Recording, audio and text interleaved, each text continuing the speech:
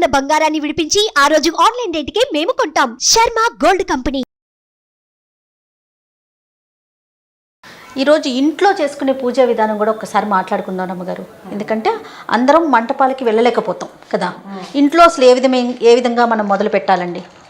ఏ విధంగా మొదలు పెట్టాలి? మన ఇంట్లో రాముల వారి పటం ఉంటే పటాన్ని చక్కగా అలంకరించుకోవటం, పటం అలంకరించుకుని పొద్దున్నే స్నానం చేసి, అంటే అభ్యంగన స్నానం ఈ శ్రీరామనవమి రోజున చెప్పరు.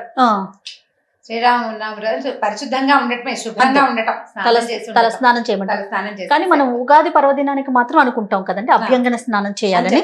దీనికైతే చెప్పట్లేదు, కానీ స్నానం చేయటం, శుభ్రంగా ఇల్లు వాకిలి శుభ్రపరచుకోవటం, చక్కగా కాసిన పువ్వులు అవి వడపప్పు కోసం పెసరపప్పు నానబెట్టుకోవటం, పానకం కల్పించుకోవటం. శ్రీరాముడికి సంబంధించిన శ్లోకాలు, స్తోత్రాలు మనకు బోలెడన్ని ఉన్నాయి. ఆపదామ భర్తారం దాతారం సర్వసంపద లోకాభిరామం శ్రీరామం భూయో భూయో నమామ్యహం. అంటే లోకానికి అభిరాముడైనటువంటి, అంటే ఆచరింపదగిన వాడు, లక్షణాలు కలిగినటువంటి, ప్రపంచానికి ఒక దారి చూపగలిగిన శ్రీరాముడికి మళ్ళీ మళ్ళీ నమస్కారం చేస్తున్నాము. అలాంటి శ్లోకాలు: శ్రీరామచంద్రశ్రిత పారిజాత సమస్త కళ్యాణ గుణాభిరామ సీతాముఖాంభోరుహ చెంచరీకో నిరంతరం మంగళమాతనూతు. ఈ శ్లోకం చూడు. నిరంతరము సీతాదేవి ముఖాన్నే చూసేటువంటి శ్రీరాముడు మనని రక్షించుగాక. సీత తప్ప రెండో ముఖాన్ని చూడని తుమ్మెదట శ్రీరాముడు. తుమ్మెదలు చూడు మనకు అన్ని పువ్వుల మీద తిరుగుతాయి, కానీ సీతాముఖాంభోరం, సీతాదేవి ముఖ పద్మం అనే దాని వైపే చూసేటువంటి చెంచరీకమైన శ్రీరాముడిని తలుచుకోవాలి. ఆయన మనకి కళ్యాణాన్ని కలిగించాలి, మనకి మంచిని కలిగించాలి. ఏకపత్ని వ్రతుడు. సీత తప్ప రెండో స్త్రీకి స్థానం లేని జీవితం శ్రీరాముడు. ఇప్పుడు రాముడు ధర్మప్రభు మనకు తెలుసు. రామరాజ్యం గురించి చాలా మాట్లాడుకుంటాం. రామరాజ్యం మళ్ళీ రావాలని భావిస్తాం. అయితే మనకు రకరకాల అనుమానాలు ఉంటాయి. ఆవిడ అగ్ని ప్రవేశం చేయించాడని, తర్వాత ఏమో ఆవిడ మళ్ళీ అడవికి పంపేశాడని, మరి అలా చేశాడు కదా అనుమానించాడు, ఇలాంటి రకరకాల మాటలు మాట్లాడతాం. ఇవన్నీ మనకు తెలియని కథలు, మనం ఊహిస్తున్నవి. సీతాదేవి అగ్ని ప్రవేశం శ్రీరాముడు చేయించలే. నువ్వు అగ్ని ప్రవేశం చెయ్యి అని రాముడు చెప్పలేదు, తనే నిరూపించుకోవటానికి చేశాడు. ఆయన ఏం చేశాడంటే, నువ్వు నా భార్యవి, నాతో ఉండగా నిన్ను ఒకటి తీసుకెళ్లిపోయాడు, నిన్ను రక్షించడం నా బాధ్యత. భర్త అన్నవాడు భరించువాడు, రక్షించువాడు కూడా. నేను నిన్ను నాతో తీసుకొచ్చా, నిన్ను రక్షించాలి కాబట్టి నేను రక్షించాను. ఇప్పుడు నువ్వు ఎక్కడికి కావాలంటే అక్కడికి వెళ్ళొచ్చు అన్నాడు. ఆవిడ భర్త దగ్గరికి తప్పిస్తే ఇంకెక్కడికి వెళ్లే ఉద్దేశం లేదు. అందుకని తన పాతివ్రత్యాన్ని తను నిరూపించుకుంది, అంతే తప్ప ఆయన చెప్పలేదు. ఆయన అగ్ని ప్రవేశం చేయమని ఆయన అనలేదు, చెప్పలా. మనం రేపు రామాయణం, సంపూర్ణ రామాయణం చేస్తాం కదా, అప్పుడు తెలుస్తుంది వాల్మీకి రామాయణంలో ఏం చెప్పబడింది. మనకి రామాయణం ఎలా తెలుసు? వాల్మీకి ద్వారా. అంతే. ఆ తర్వాత ఇంకా బోల్డ్ రామాయణాలు పుట్టినాయి. బోల్డ్ అని వాళ్ళు రకరకాల రాసిన వాళ్ళు వాళ్ళ స్వకపోల కల్పితాలు, వాళ్ళ నోట్లో పుట్టిన కథలు ఎన్నైనా చెప్తారు. కానీ రామాయణానికి మనకి ఆధారం వాల్మీకే కదా. వాల్మీకంలో ఇలాగే చెప్పబడింది. తర్వాత కాలంలో ఆమెను పంపేసిన కారణం ఏంటంటే, ఆయన అప్పటికి చక్రవర్తి అయ్యాడు.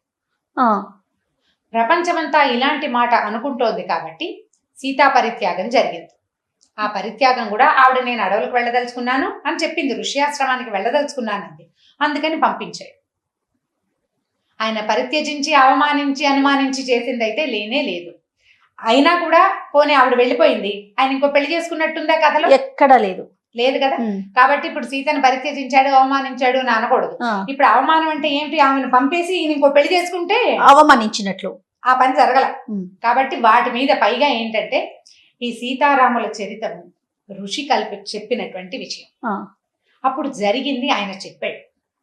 మనం ఏదైనా మాట్లాడేటప్పుడు అసలు ఆయన ఏం చెప్పాడు, అసలు ఇది ఏం జరిగింది అనేది తెలుసుకుని మాట్లాడచ్చు.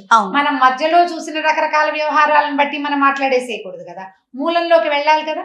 మూలంలోకి వెళ్లే ప్రయత్నం చేయాలంటే వాల్మీకి రామాయణానికి ప్రత్యక్షంగా అదే నిదర్శనం, చదువుకోవాలి. అప్పుడు చెప్పబడిన కారణం వేరు. అయితే ఇప్పుడు ఇందులో బెల్లం వేసేసాము నీళ్ళలో. అవునండి. కొంచెం ఏలక పొడి, మిరియాల పొడి. చేయి పెట్టకుండా చేయగలిగే సమర్థత ఎవరికైనా ఉంటే చక్కగా చేసుకోండమ్మా. పానకం నేను చేయి పెట్టాను కాబట్టి మీరు కూడా పెట్టాలని అనుకోవద్దు. ఇవాళ రేపు బెల్లం ఎలా ఉందంటే, అది బాగా నలిపితే గానీ నలగదు. చేతులకి క్రీములు గీములు అవన్నీ ఉంటే మాత్రం చేయి పెట్టబోకండి. నేను చాలా జాగ్రత్తగా చేయి కడుక్కుని ఈ పని చేస్తున్నాను. మనం మిగిలిన వాళ్ళకి ప్రసాదంగా ఇస్తాం కదా, అవును ప్రధానంగా దేవుడికి సమర్పించేటప్పుడు రుచి చూడకూడదు. అవునండి. కాబట్టి కొంచెం బెల్లం ఇతోధికంగా వేసుకుంటే, తర్వాత పైగా పానకంలో బెల్లం తక్కువైందని పాయసంలో వేసుకున్నట్టుగా పంచదార వేసుకోకూడదు. ఆ, నైవేద్యం చేసి కేవలం పెట్టిన తర్వాత- బెల్లంతోనే చేసుకోవాలి. అంటే నైవేద్యం పెట్టిన తర్వాత మళ్ళీ దానికి రిపేర్ చేయకూడదు అంటారు. ఆహా, కాబట్టి మనం ఏం చేయొచ్చు, ముందుగానే కొంచెం ఎక్కువగా కాస్త ఎక్కువ రంగు కనపడేలాగా ఈ పానకపు రంగు ముదురు రంగులోకి రావాలి. ఉమ్, బెల్లాన్ని మనం తడపంగానే ఒక రకమైన రంగు అంటూ వస్తుంది మనకి చేతిలో కంటే, ఇలా నలిపామనుకోండి ఎలా వస్తుంది అది, మన చల్మిడి రంగులోకి వస్తుంది. అవును. అట్లా కొంచెం ముదురు రంగులోకి పానకం వస్తే సరిపోతుంది. తర్వాత ఇంట్లో మనం ఉదయమే పానకము వడపప్పు రెడీ చేసుకుంటాం కదా రెడీ రమ్మగారు. చేసుకుంటాము. దీంతో పాటు మీరు పాయసం చేసుకోవచ్చు. వివాహము వేడుక జరుగుతుంది కాబట్టి పాయసము, పులిహోర, బొబ్బట్లు, ఉమ్, తర్వాత ఏమో బూరెలు లాంటివి అవన్నీ కూడా చేసుకోవచ్చమ్మా మీ ఓపిక లేకపోతే.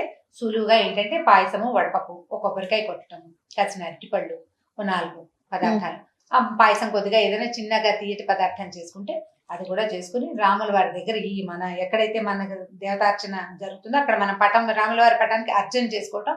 ఇది రామ అష్టోత్తర నామావళి కానీ దొరుకుతుంది, మన పుస్తకాల్లో ఉంటుంది. లేకపోతే 4-5 శ్లోకాలు వచ్చు.